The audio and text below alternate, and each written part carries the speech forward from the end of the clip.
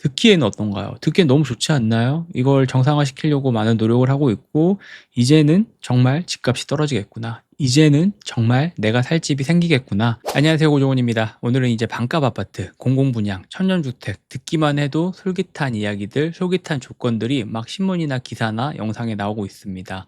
이런 것들, 이런 아파트가 우리를 과연 부자로 만들어 줄 것인가? 라는 주제로 영상 만들고 이야기 한번 해보려고 하고 있고, 투자자 입장에서 이 현상을 어떻게 바라봐야 하는지, 그리고 이 현상 속에서 우리는 어떻게 돈을 벌면 좋을지 같이 한번 이야기해 보도록 하겠습니다. 집을 사려고 할 때 이제 가장 많이 듣는 말이 뭘까라는 것들을 생각을 해보면 이런 말도 많이 들을 거예요. 지금 사면 안 된다. 이제 곧 정부가 많은 공급을 풀 거다. 그리고 많은 공급 정책들이 나올 거고, 이 좋은 공급 정책들 사이에서 물건을 고르면 될 거다. 지금 부동산 시장은 너무 과열이 돼 있고 너무 가격이 올라가 있다라는 이야기들 많이 들어보셨을 거예요. 자, 그러면 기사가 몇 개 나오고 있는데 기사 내용 한번 간단하게 살펴보면, 반값 아파트 스마트 공공 분양제 공개, 무주택자 천명층 자산 형성 지원하겠다, 뭐 이런 기사 나와 있고, 서울시는 민간 정비 사업 활성화를 하고 민간 임대 시장을 정상화를 만들 거고, 또 청년 임대주택 종합 대책을 발표할 계획이다. 걱정하지 말아라. 뭐 이런 기사들이 매번 쏟아지고 있습니다. 이 기사들을 최대한 쉽게 좀 설명을 해보면 이런 이야기인 것 같아요. 정부는 무주택자와 청년층에게 저렴한 집을 주겠다. 내가 제공을 하겠다. 정부에서 제공을 하겠다. 3기 신도시에 수만 가구를 풀고 서울시는 재개발 재건축 규제를 풀 거다. 그리고 공급 속도도 높이겠다. 듣기에는 어떤가요? 듣기엔 너무 좋지 않나요? 이걸 정상화시키려고 많은 노력을 하고 있고, 이제는 정말 집값이 떨어지겠구나. 이제는 정말 내가 살 집이 생기겠구나. 라는 생각들이 드시는 분들도 계실 거예요. 그리고 그런 기대감들을 실제로도 제 주변에서도 많이 느끼고 있는 청년층이나 무주택자들이 많은 것 같습니다. 저도 뭐 부동산 관련된 투자를 하고 있고 부동산 이야기들을 좀 하고 있는 사람이니까 주변에서도 많은 이야기, 많은 질문들을 들어요. 지금 집을 사야 되냐? 어떤 집을 사야 되냐? 어떤 아파트를 사야 되냐? 너는 또 경매하고 있는데 경매로서 또 이런 것들은 어떻게 접근하면 좋냐? 이런 질문들을 매번 받고 많이들 받는데, 제가 뭐 이런 제 나름대로 어떤 고민과 생각들을 얘기하면 돌아오는 질문의 답은 좀 매번 같았던 것 같아요.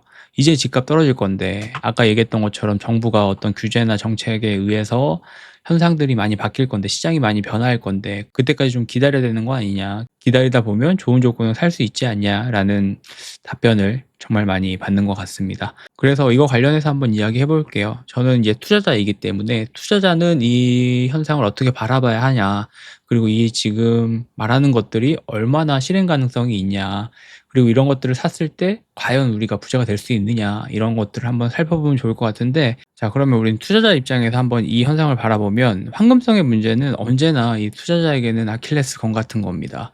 굉장히 어떻게 보면 급소, 약점이 될 수가 있는데, 이 뭐 반값 아파트, 토지 임대부 분양주택 이런 것들은 뭐 이름은 멋있잖아요. 이름은 딱 봤을 때도 반값에 살 수 있네, 그리고 토지 임대부에서 분양을 해주는 주택을 받는 거네, 이렇게 생각할 수는 있지만 팔 때는 문제가 생깁니다. 토지 소유권이 없거나 전매 제한이 걸려버리면 나중에 팔고 싶어도 팔 수 없어요. 그리고 팔 수 없게 되면 어떻게 될까요? 나는 이걸 팔아야 되는데 팔 수가 없는 상황입니다.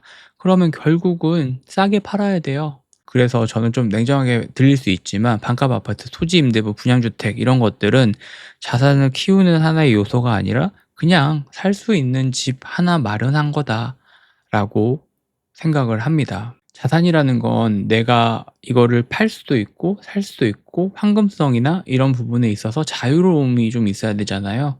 근데 그런 부분에서 제약을 하고 있는 이 제도라는 것 자체 안에서 내가 가지고 있는 자산이 과연 자산으로서의 역할을 할까? 이런 것들도 좀 생각을 냉정하게 한번 해봐야 되고, 정책에 대한 불확실성도 이거 무시 못합니다. 서울시가 말하는 이 민간 임대시장 정상화도 사실은 또 다른 규제의 변화일 뿐이에요.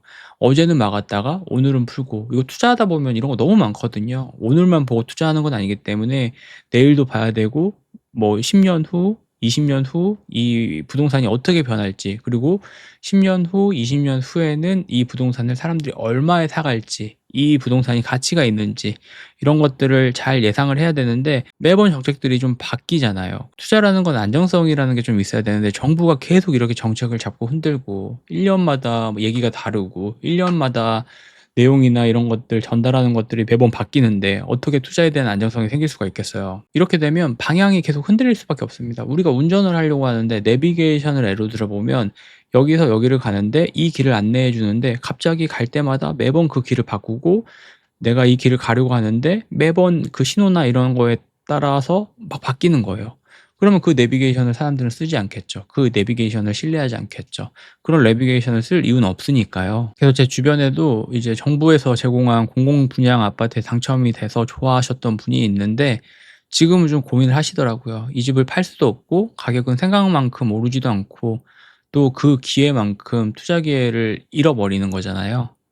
결국 인제 보면 그 집을 가진 건 맞는데 자산이 커지진 않았고 그냥 "살 곳만 생겼다."라고 얘기를 하더라고요. 누군가에게는 정말 반값 아파트, 공공주택, 공공분양 이런 것들이 가뭄 속의 단비처럼 보일 순 있지만 저희 이제 또 영상들 보시고 우리 같은 경우는 투자로 돈을 불리고 싶은 사람들이잖아요. 그러면 A냐 B냐 이 선택에 놓였을 때 어떤 걸 선택했을 때 더 큰 돈을 벌 수 있을까? 어떤 게 과연 자산으로서의 가치가 있을까? 이런 것들을 끊임없이 좀 고민을 하셔야 되고 제 주변에서도 공부를 좀 하다가 아 그냥 포기하고 이런 데 들어가셔서 뭐 10 년, 20 년을 그냥 묶어 두시는 경우들도 너무 많이 봤어요. 그럼 10 년, 20년 후에 과연 이게 자산으로서의 가치를 지킬 수 있느냐. 이게 정말 중요한 하나의 요소인 것 같고 이제 많은 사람들이 착각하는 게 안정성이라는 거에 현혹이 되는 것 같아요. 정부는 지금 현재 주거에 대한 안정을 원해요. 그리고 집값이 크게 흔들리지 않도록 계속 조절을 하고 있죠. 하지만 부자가 되려면 내가 가지고 있는 자산이 가치가 오르고 계속 시간이 지날수록 불어나는 구조여야 한다고 생각합니다. 근데 반값 아파트, 공공분양 이거는 주거의 안정의 길이지 부자의 길은 아니라고 생각을 해요. 근데 여러분들이 주거의 안정의 길을 나는 원한다라고 하면 이거는 좋은 선택이 될 수가 있습니다. 하지만 나는 부자의 길을 원한다. 하지만 나는 부동산으로 큰 부를 만들어 보고 싶다. 올라가는 인플레이션을 막고 내가 그거보다 더 큰 수익을 내겠다라는 생각을 가지고 계시다라고 하면 저는 반값 아파트나 공공 분양 같은 경우는 좋은 선택은 아니라고 생각을 합니다. 이제 뭐 선택은 여러분들이 하는 거예요. 이제 나는 어떤 삶을 살 것인가, 나는 어떤 부동산을 가지고 있을 것인가 이런 것들 잘 생각을 해보시고 거기 실제로 사시는 분들, 뭐 인천 같은 경우는 뭐 천원주택 뭐 이렇게 나오기도 하는데 그곳에 사시는 분들은 생각보다 만족도가 높은 거 알고 계세요? 월세도 일반적으로 내야 되는 금액보다 훨씬 더 적고 그리고 빌라나 일반적으로 내가 월에 들어가는 곳에 사는 것보다 주거에 대한 안정성, 주차라든지 택배 보안이라든지 배달을 하다못해 시켜 먹더라도 굉장히 편리하잖아요. 그래서 거기 사시는 분들은 되게 만족하면서 사세요. 그러다 보면 시간이 정말 10 년, 20 년이 지나가는 거는 금방이고 10 년, 20 년이 금방 지났다라고 했을 때 나의 내가 갖고 있는 것들은 얼마나 빛을 낼 건지라고 생각을 하면 저는 이걸 들어가려고 하시는 분들은 한번 곰곰하게 생각을 다시 한번 해 봐야 되지 않을까라는 생각도 합니다. 그리고 이 주거의 안정성이 아니라 '나는 정말 부자가 되고 싶다. 이 부동산으로 한번 인생 바꿔보고 싶다.'라고 하면 이런 선택은 하면 안 되겠죠. 정부가 만든 집은 살 수는 있어도 부자가 되기 위한 집은 아니라고 생각을 해요. 그래서 나는 어떤 삶을 살 건지 주체적인 삶을 살 건지 아니면 좀 안정적인 삶을 지향을 할 건지 이거는 본인이 선택을 하는 거기 때문에 한번 잘 고민해 보셨으면 좋겠습니다. 저는 이제 이런 것들이 많아진다라고 하면 공급에 대한 부분들도 있고요. 그러면 오히려 정부에서 지금 제공하는 이런 집들이 뭐 "안정성을 내가 만들겠다."라고 해서 정부에서 제공한다라고 하긴 하지만 길게 봤을 때는 오히려 더 사회적으로 혼란을 조장시키는 하나의 요소가 될 수도 있다고 생각을 합니다. 그래서 이런 기사들 보면서 '아 마냥 좋네. 마냥 싸네.' 이렇게 생각하지 마시고 이런 것들이 어떻게 하면 지금 내가 투자하고 있는 것들에 더 빛을 낼 수 있을까? 아니면 이런 것들이 있는데 이런 현상들이 있는데 이런 대책과 규제들 얘기하는데 나는 이런 대책과 규제들을 가지고 어떻게 더 돈을 벌 수 있을까? 고민을 해 보시면 좋을 것 같습니다. 저도 이런 기사들 보고 계속 고민 많이 하고 있으니까요. 또 영상으로 이런 내용들이 있으면 계속해서 만들어 고 이야기 공유하도록 하겠습니다. 오늘은 여기까지 하겠습니다. 감사합니다. 들어가세요.